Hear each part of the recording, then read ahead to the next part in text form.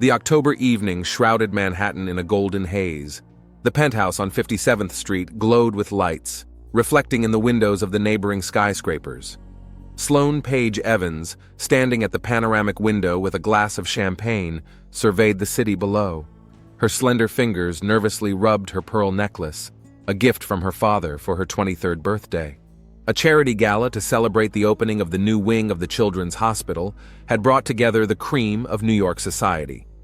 Bentley Evans, Sloane's father, as the foundation's major donor, accepted congratulations.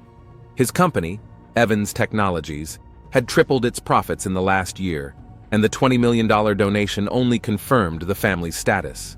Sloane could feel the stares of the guests. The sole heiress to a multi-billion-dollar fortune, she was used to such attention. A graduate of Columbia University, she worked for her father's charitable foundation, avoiding social life and noisy parties.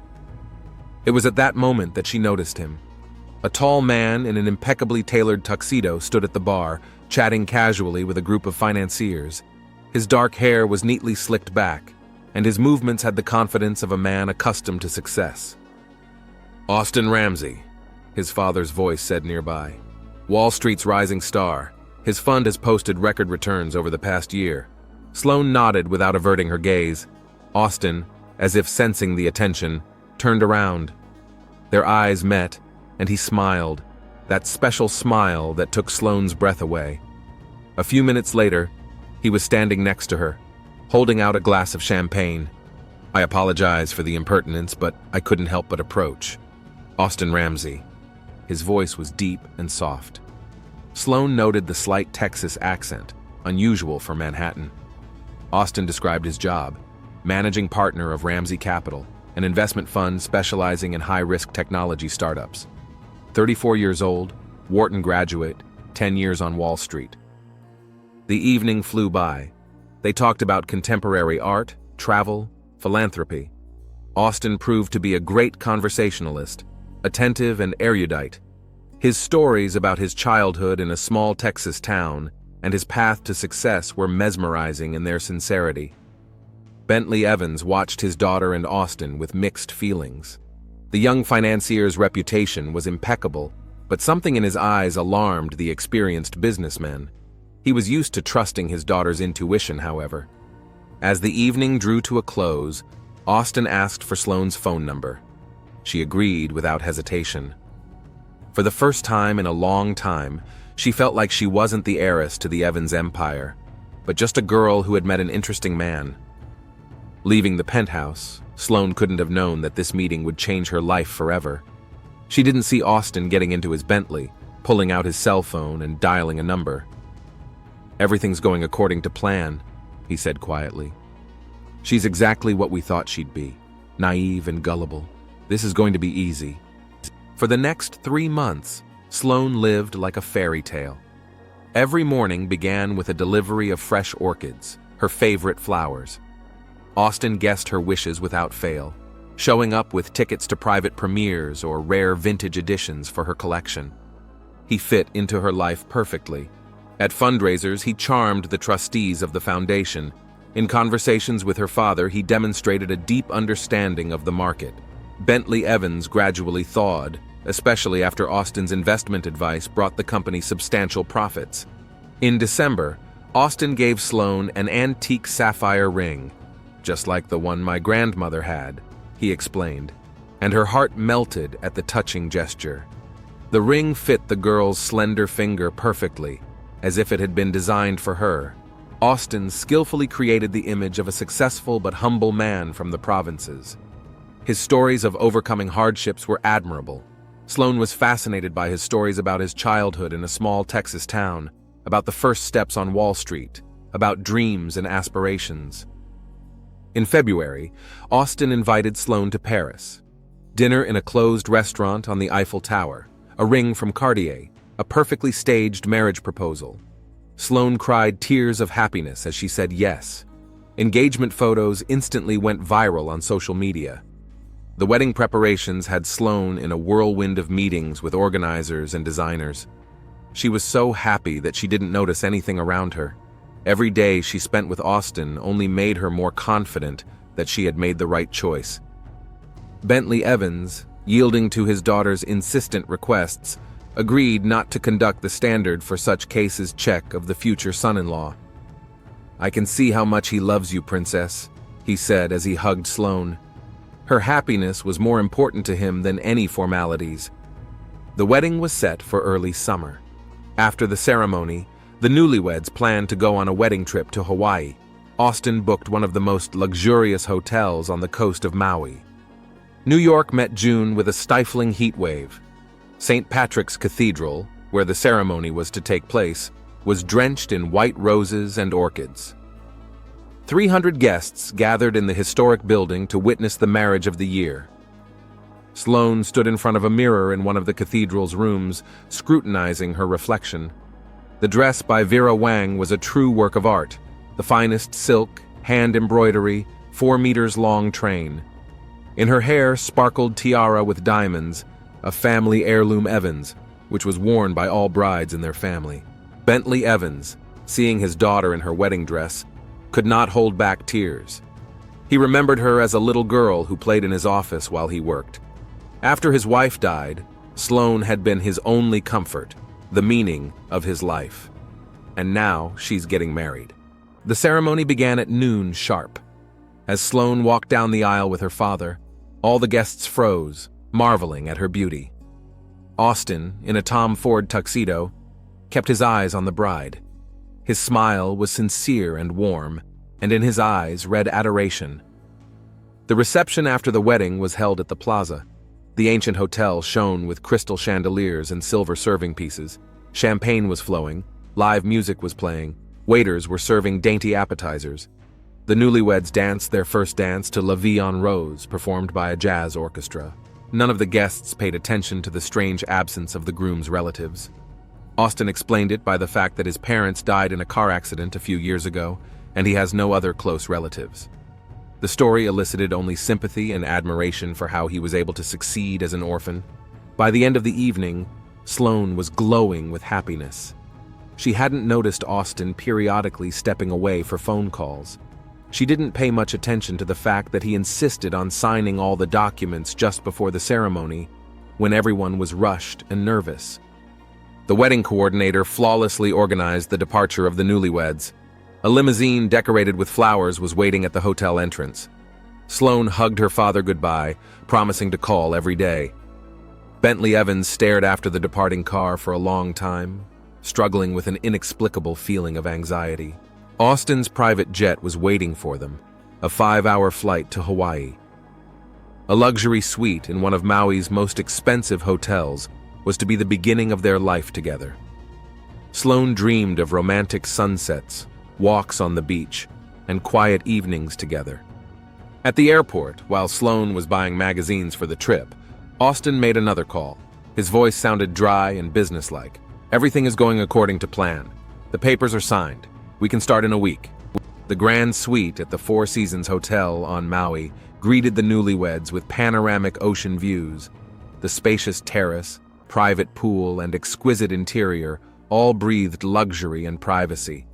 Sloane couldn't get enough of the sunset, coloring the sky pink. The first days of the honeymoon flew by like a blur. Breakfasts on the terrace, massages at the spa, walks on the beach. But gradually Austin's behavior began to show oddities. He became irritable, often locked himself in his office with his laptop, spending long hours on the phone.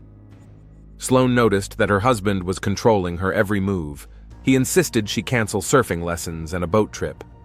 "It's too dangerous," he cut him off. Even going to the spa now required his permission. On the 4th day, the first serious fight occurred. Austin discovered that Sloane had transferred a large sum of money to a charity. His reaction was disproportionately harsh. "You have no right to handle the money without my knowledge," he shouted. It was the first time Sloane had seen this dark side of his character. In the hotel bar, she overheard him talking on the phone. "No, she doesn't have a clue yet. Yes, the accounts have been accessed. Just need a little more time." Austin cut the conversation short upon noticing his wife, but his look made her wince. Each day brought new reasons to worry. Austin put away her cell phone, claiming it was broken, and gave her another, for emergency contact, forbidden to communicate with other hotel guests. Even emails to her father now went through his vetting process. One evening, returning from a shower, Sloane found her husband studying documents from her personal folder. Another scandal ensued. "You're spending too much!" he yelled. "These charity projects are a waste of money." There was something frightening in his eyes when it came to finances. In rare moments of enlightenment, he was the same as before, tender and caring. He showered her with gifts, organized romantic dinners. But these mood swings only made Sloane more anxious. On their 10th day in Maui, she tried to call her father from the landline in the room. Austin intercepted the receiver. "I told you no calls without me," he gritted through his teeth. That night was the first time Sloane was truly afraid of her husband. The hotel staff began to notice strange behavior among the guests. A maid saw tear marks on Sloane's pillow. The bartender noted that young Mrs. Ramsey always asked her husband's permission before ordering even a glass of water, but no one dared to interfere with rich customers. That evening, there was no sign of trouble. The sun was slowly sinking into the ocean, coloring the room in purple tones. Sloane was packing. They had to return to New York in the morning. On the dressing table was a letter to her father that she had secretly written during the day. Austin returned from his jog earlier than usual. His face was unaccustomedly pale, and his eyes glittered feverishly. On seeing the letter, he froze. "What is it?" His voice sounded muffled. Sloane tried to hide the sheet, but it was too late. The letter, full of despair and fear, revealed his true face. Sloane wrote to her father about her husband's strange behavior, his obsession with money, her suspicions. "Please take me away from here," the message ended. The scene that followed was terrifying. Austin grabbed her by the shoulders, demanding an explanation. Sloane fought back for the first time, screaming that he'd tricked her, that everything was a fake. "You married me for money." Her words hit the mark. The blow threw her back against the wall. As she fell, her head hit the edge of the marble table. Austin froze, watching the dark stains spread across the light-colored carpet. For the next hour, he methodically built up a picture of the accident. Dressed the lifeless body in a bathing suit, scattered makeup all over the bathroom, feigning haste, turned on the shower. He called the accommodation service at 22:30. "My wife slipped in the shower," he sounded perfectly horrified. "Please get help quickly." When the paramedics arrived, Austin Ramsey was sobbing over his wife's body, repeating, "I was only out for a minute. She wanted to take a shower before she went to bed." His acting was flawless. The police arrived 20 minutes later.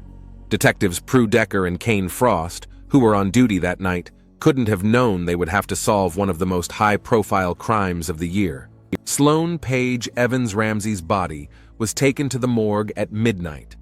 Bentley Evans, who'd gotten the terrible news, was on his way to Hawaii, and Austin was methodically destroying the last of the evidence, including the letter that would give him away.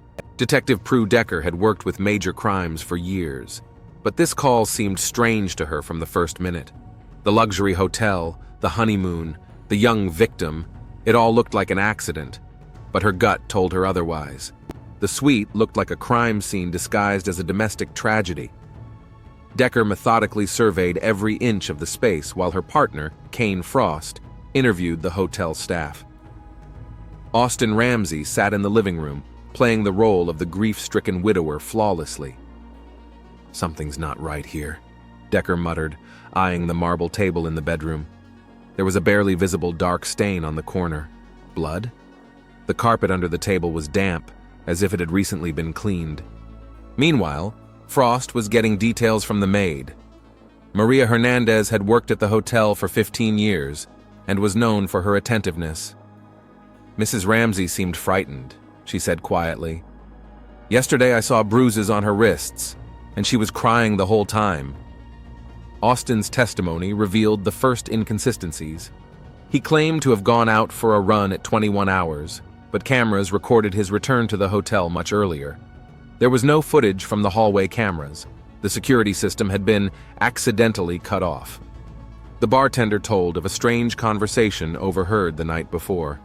Austin was on the phone talking about some paperwork and deadlines. He was like a different person, the bartender recalled. Cold, calculating. By morning, forensics arrived at the suite. A thorough examination of the bathroom revealed inconsistencies in the accident story. The water splashes didn't match the position of the body. Shards of glass from a broken cell phone were found on the floor. Decker noticed a locked safe in the dressing room. Austin claimed he'd forgotten the code, but the receptionist confirmed that the guest had requested access to the safe twice the day before. At 7 a.m., Bentley Evans arrived. The grief-stricken father was barely on his feet. "She tried to call me yesterday," he told detectives, "but the call dropped." Prue Decker sensed they were dealing with a carefully planned crime, but the evidence was circumstantial. Austin Ramsey had provided every detail, creating the perfect alibi. By noon, detectives received the M.E. preliminary report. Cause of death was a head injury inconsistent with a fall in the shower. The body was found to have multiple bruises of various ages. "We'll nail him," Decker told his partner. "But we have to proceed with caution. Men like him don't leave marks." Frost nodded, reviewing the witness statements. A story that had started out as a fairy tale had turned into a nightmare. That same day, Decker had requested information about Austin Ramsey's financial situation. She was interested in everything: bank accounts, investments, debts. She had a feeling it was all about money. The crime lab was open all night. Under ultraviolet light, traces of blood showed up, carefully wiped off the marble table.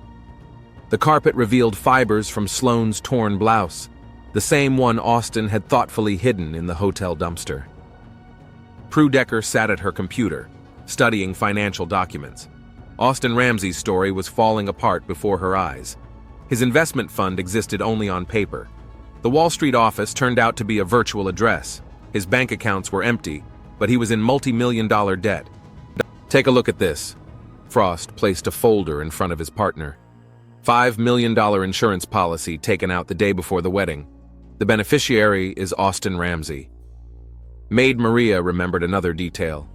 On the day of the tragedy, she saw Austin carrying out some papers. "He burned them in a beach bonfire," she said. "It seemed odd to burn papers on the last day of vacation." A security manager recovered deleted camera footage. They showed Austin returning to his room at 21:15, wet with sweat and wrinkled clothes. An hour later, he went down to the bar, carefully playing it cool. The bartender described his behavior that evening. He ordered a double scotch, hands shaking, then talked on the phone in the lobby for a long time. I heard a snippet of conversation. "It's done. Get the paperwork ready." The lab confirmed the blood on the table was Sloane's. Forensics found skin particles under her fingernails. She fought back. They found microscopic strangulation marks on her neck. Decker requested information about Austin's background. His story about his Texas childhood turned out to be a fabrication. The real Austin Ramsey grew up in the Chicago suburbs, had a criminal record for fraud and ties to organized crime. "He had been preparing for this for months," Decker said, looking at photos from the wedding. It was all planned: dating, courtship, wedding, the perfect crime. They found a trail in the bank records, a series of suspicious transfers shortly before the wedding. The money passed through offshore accounts, but experts were able to trace its path. Austin received a large sum of money a week before he met Sloane. A waitress at the hotel restaurant remembered an important detail. On the day of the murder, Sloane was trying to mail a letter. "She asked me to drop an envelope in the mailbox," the girl recounted. "But Mr. Ramsey intercepted me in the lobby." By evening, forensic investigators had found a hiding place in the room. Behind a panel in the dressing room, they found a folder of documents: forged passports, bank statements, drafts of letters. Austin was preparing escape routes. Decker spread the evidence on the table. The picture of the crime was becoming clearer and clearer. The only thing left to find was the final link, the person behind the whole operation. Somebody orchestrated this crime, and Austin was just the perpetrator. Sloane's cell phone was found with the last text message she sent to her father. "Dad, I'm scared. He's not who he says he is." The message didn't get through. The cell phone was blocked. The Hawaii Police Department's financial analysts worked non-stop. Austin Ramsey's story unfolded like a matryoshka doll, each new document revealing another layer of deception. The beginning of his criminal career dated back to the year 2000. Small financial fraud, document forgery, marriage scams. He changed names and cities, leaving behind a trail of deceived women and stolen money. But murder was the first case. Take a look at this. Decker held out a folder of bank statements to Frost. He's owed over $15 million in the last 3 years. Stock market betting, underground casinos, questionable investments. Creditors have him cornered. They found an elaborate plan in his laptop. The first step is to infiltrate New York high society. Fake references, fake track record, legend of a successful business. Phase 2, finding a suitable victim. Sloane was perfect. Young, naive, sole heiress to a huge fortune. The prenup turned out to be a masterpiece of legal casuistry. Under the guise of standard wording, Austin inserted clauses that gave him the right to dispose of part of his wife's assets. In the event of her death, he would gain control of a substantial share of Evans' technologies.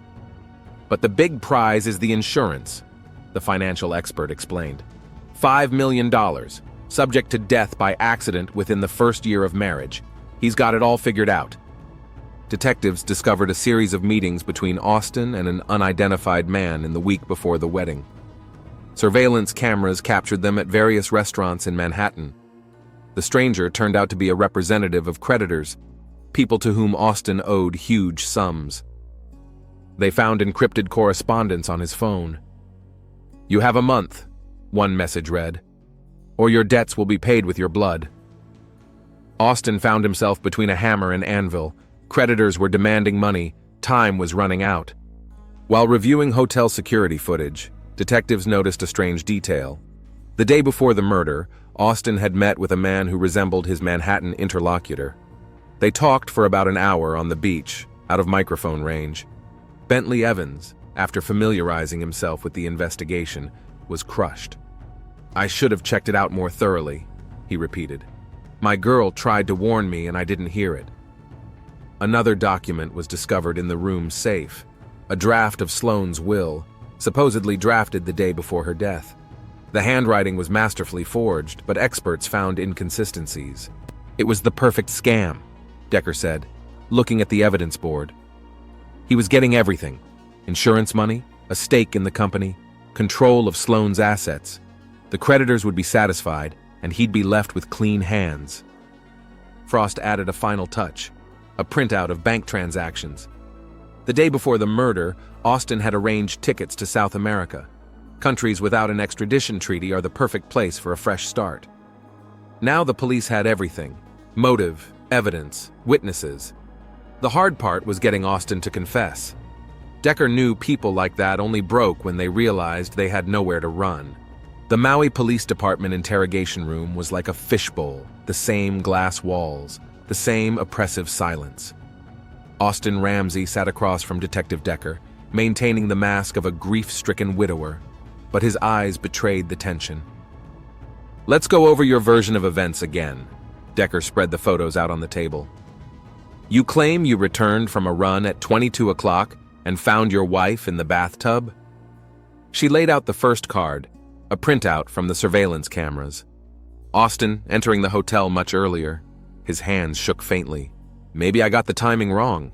He tried to remain calm. "It's all a blur." "I see." Decker placed the next document on the table. "And how do you explain this?" A photograph of a bloody marble table made him go pale. Next to it, forensic results confirming it. The blood belonged to Sloane. "It's not what you think." His voice shook. Frost entered the room with a new folder. "Interesting story," he said, taking a seat. "You know, we had a chat with your former partners from Chicago. They had a lot of interesting things to say about your business. Photos of meetings with creditors, account statements, evidence of fraud lay on the table. The story Austin had so carefully crafted crumbled like a house of cards. $5 million in insurance," Decker continued, "plus a stake in the Evans company. Not a bad haul for a man with debts of $15 million. Austin remained silent, but his face was covered with sweat.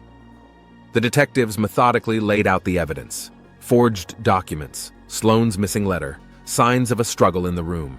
"We have witnesses." Frost opened a new folder. The maid saw the bruises. The bartender heard your conversation. The waitress told about the intercepted letter. You don't understand, Austin finally spoke. They would have killed me. I had to get that money. Who they? Decker pitched forward. The story poured forth in a flood. Debts to the crime syndicate, threats, an ultimatum. The plan seemed perfect. Rich heiress, accident, insurance. I didn't mean to kill her, his voice trailed off. But she found the documents, started guessing, wrote to her father. The confession took 2 hours. Austin told everything. How he'd planned the crime, how he'd studied Sloane's routine, how he'd prepared an alibi. I hit her. He covered his face with his hands. She fell on the table. I panicked. Decker wrote down the statement, feeling bitter. Another story of greed and betrayal, another broken life. In the next room, Bentley Evans listened to the confession through a microphone. Tears streamed down his face, tears of grief for his daughter and rage at the realization of how easily he had fallen for the con artist. When Austin was read his driver's license, he seemed 10 years older. The mask of the successful financier had finally fallen away, revealing the killer's true face. Take him away, Decker commanded. The handcuffs clicked. A story that began with a romantic encounter at a Manhattan party ended in a Maui police station. Frost gathered up the paperwork. Good job, he told his partner. Decker nodded, looking after the criminal being led away. Another case closed, but there was no joy, only bitterness at how easily trust could turn to tragedy. The Honolulu District Court was packed. Austin Ramsey's trial had captured the attention of the national media, the story of a honeymoon murder that had shaken America. The prosecutor methodically presented the evidence: financial documents, expert testimony, witness testimony. The crime story unfolded before the jury as a dark spectacle of greed and betrayal. The defense tried to paint Austin as a victim of circumstance. It told of pressure from creditors, of threats, of fear for his life. But the jury was unmoved by these arguments, especially after the prosecutor presented Sloane's last letter. My father always told me to trust people, she wrote. But now I'm afraid. Austin is not who he says he is. He's only interested in money. Please help me get out of here. Bentley Evans served as the prosecution's final witness. His testimony about how Austin methodically wormed his way into the family's confidence, how he manipulated their feelings, caused many of the jurors to look away. The jury deliberation lasted only 3 hours. The verdict was unanimous, guilty on all charges: first-degree murder, fraud, forgery. The judge announced the verdict: life in prison without parole. Austin stood motionless, his face expressing no emotion. Only as he was being led away did he turn to Bentley Evans and whisper, I'm sorry.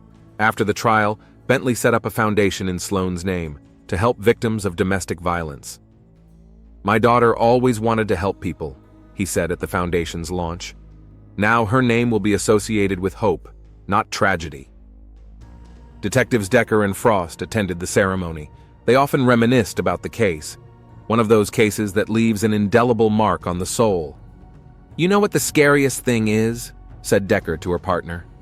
How easily we believe beautiful lies. Sloane was a smart girl from a good family, but she fell for a professional con artist. Love makes us blind, Frost replied, and people like Ramsey take advantage of that. A year after the verdict, they received a letter from prison. Austin wrote that he had finally realized the enormity of his crime, that every night he sees Sloane's eyes at the moment she realized the truth. Decker put the letter in her case file. She knew, remorse real or feigned, nothing would bring Sloane back to life. Nor would it comfort a father who'd lost his only daughter. In the archives of the Maui Police Department, file 2025, 137 took its place among the other folders. A love story turned tragic. Betrayal disguised as romance. A crime planned down to the smallest detail. But for the detectives, it wasn't just another case solved. It was a reminder of the importance of looking deeper than the beautiful surface, of seeing the signs so often ignored by hearts in love. And somewhere in New York City, the Sloane Page Evans Foundation continued to help those trapped in toxic relationships. Her story became a warning to others. Sometimes Prince Charming turns out to be a monster, and a fairy tale can end in tragedy. But even in this dark story, there was a ray of hope. Hope that others would see the warning signs in time. That someone's life would be saved by the lessons learned from Sloane's death.